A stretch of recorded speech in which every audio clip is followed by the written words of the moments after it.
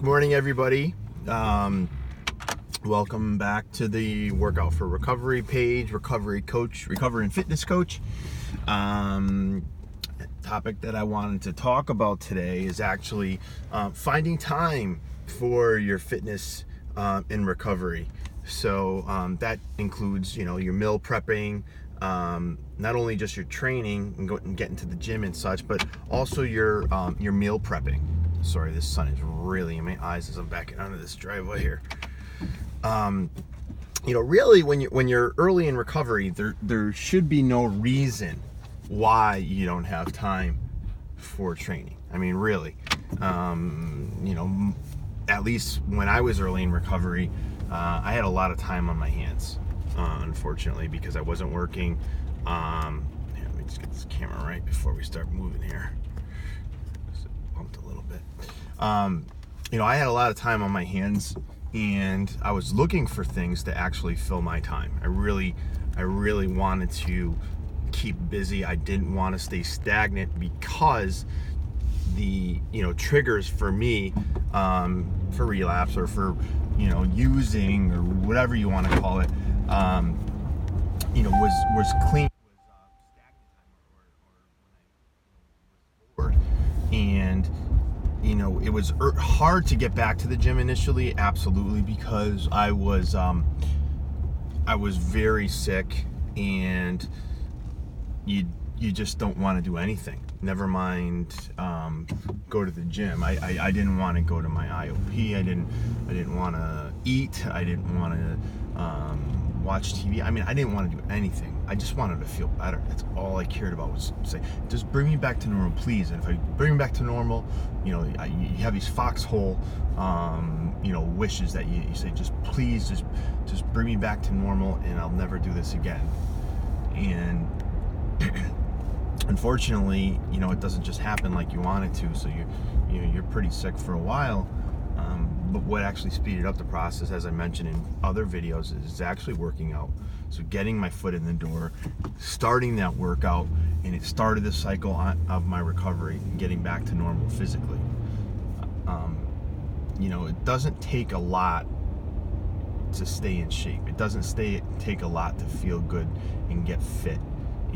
We're talking sometimes half an hour a day. I mean, who doesn't have an extra half an hour a day to work out, or 45 minutes? I know sometimes, you got to get to the gym, or if you're meal prepping, it takes time to meal prep. But, you can't wake up a half an hour, 45 minutes earlier. You can't go to bed a half an hour, 45 minutes later.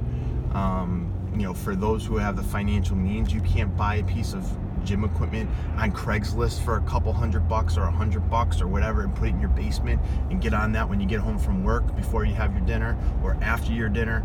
I mean, it's really simple, and I think that people just use that as an excuse not to do it. And I think once you actually take the steps to just give it a shot, and you see the benefits that you're receiving, how good it's making you feel, you get it. I mean, it could be your new addiction. Unfortunately, putting it in that term, but I think that's a good addiction to have. Not so much if you're making it your life and saying, wow, this is all I can think about, is exactly what I need to eat, what I need to drink. No, not saying that. Absolutely, that's unhealthy. But making fitness a significant part of your life, or making it a part of your life, is very important. And I think it's very easy to do. Nowadays, depending on where you live, there's a gym that's probably available to you for $10 to $20 a month, and it's very close. I mean, most people have a gym that's within 20 minutes of their house. I mean, that's how long does it take you to get to work?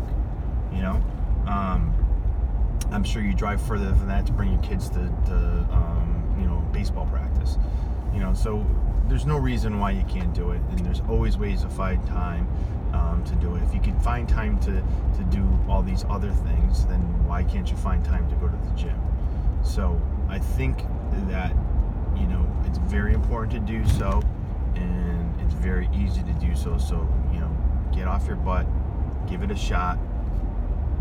I want to hear from somebody that tells me that it hasn't benefited them in some way. I want to hear from somebody that says that they did it and it was awful, and terrible recommendation. I really challenge somebody to tell me that, unless you got hurt or something like that, or you have some underlying condition that prevents you from doing that, where you could actually harm yourself. There's no reason why you can't. And the benefits that you'll receive from doing are tremendous. I mean, there's so many benefits that you'll receive. You'll decrease your cholesterol.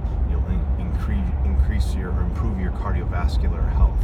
You'll improve your insulin sensitivity and decrease insulin resistance. You'll speed up your recovery for people that are early in recovery. It gives you structure to your day for those of you that don't have a lot going on in your life right now because of what's happened. It's a source. It's another network of support, because there's people that you'll meet at the gym that you'll talk to. Maybe they're going through the same thing as you. Maybe they're not, but a lot of them are there, and it's a community. It really is. I mean, I hate to say it, some people go there and that's all they do is I see him talking. There's this one guy, oh my God, he goes in his regular clothes. I mean, he's not even in gym clothes, and he probably works on one machine the whole time he's there for a total of 10 minutes, and the other 40 minutes or 50 minutes that he's there, he's talking to everybody in the gym for 5-10 minutes at a time. So hey, if that's what that keeps him happy, keeps him busy, there's nothing wrong with that, and he's getting a little workout in, so why not, as long as he's not disturbing mine. But I think it's a great place. The social aspect of it is important to get you out of the house, and it keeps you from doing negative things. So there's nothing negative about going there, right? Only positives. Wow, that sun is really going to make this picture look bad, isn't it? Oh well. Here, I'll do that. So that's really all I had on that. There wasn't, not a big vlog, and but anybody that needs some is having a hard time finding ways to get around their schedule and getting into their schedule, shoot me a message, and I'll see if I can come up with a remedy to that, or a solution, because I'm sure I can, because I've probably been through it myself, and there's always a solution to everything. So have a great day, stay positive, stay clean, and please subscribe to this channel. I'm gonna try to add more quality content. I'm still learning this whole process, and unfortunately my videos probably aren't the best quality, and I hope to improve on that.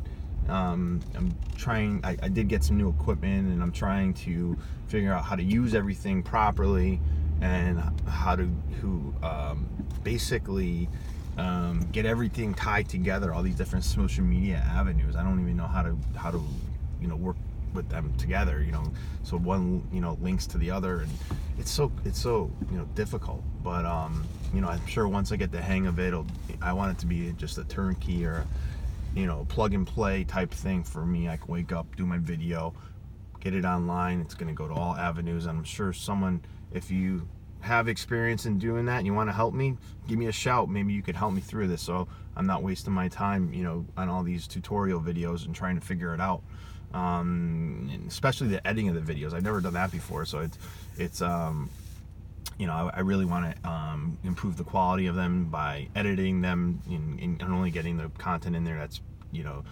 important, and also adding in any other types of links and music and this and that. And there's so many different applications to use. I don't know how anybody keeps track of all this stuff, but I guess there really isn't a need to use all of them. You just find what works for you and you use it, and that's what my intention is. So again, thanks for watching my video, and please share and get it out to other people, and we'll go from there. So thanks. Have a good day.